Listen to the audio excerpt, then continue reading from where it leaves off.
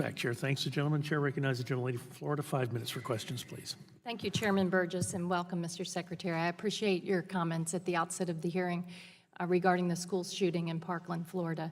That's now the 18th school shooting in America so far this year, and we're here in mid-February. In America, about 96 Americans die every day at the hands of a firearm. That includes domestic violence, incidents, suicides. More Americans have died from gun violence in America since 1970 than all who lost their lives in every war in the history of our country. And it's another completely saddening statistic is that more preschoolers die every year because of gun violence than police officers. So I appreciate your sentiments that we have to do more when it comes to mental health resources. Would you also commit here today that you will act in a proactive fashion to support new efforts for gun violence safety research at the agencies under your purview, including the Centers for Disease Control? Thank you, Congressman, and again, our sympathies to those of you from Florida.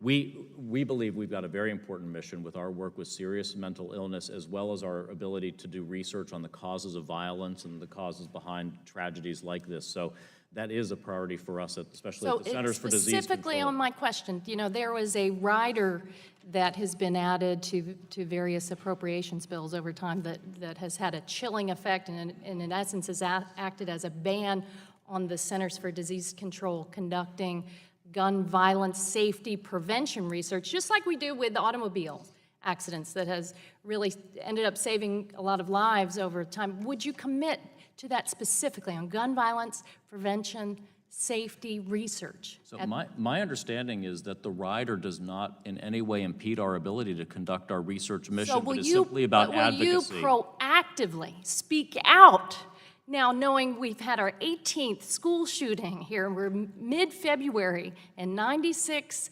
Americans on average die a day? Will you be proactive on the research initiative? We certainly will. Our Centers for Disease Control and Prevention, we're in the science business and the evidence-generating business, and so I will have our agency certainly be working in this field as they do across the whole broad spectrum. And we're going to hold you to it. And Mr. Chairman Burgess, this is an important topic for our committee. I wonder, would you commit to holding a hearing on specifically just the topic of gun violence prevention research? That's the purview of this committee. Would you commit today to holding a hearing? The Democrats had a hearing on our own, but we've got to work on a bipartisan way on this. Would you commit to holding a hearing here in the next few months? The committee's open to all suggestions, and I think we've shown that track record over the past year and 2 months. We haven't had a hearing on this, but thank you, Mr. Chairman. We'll hold you to that.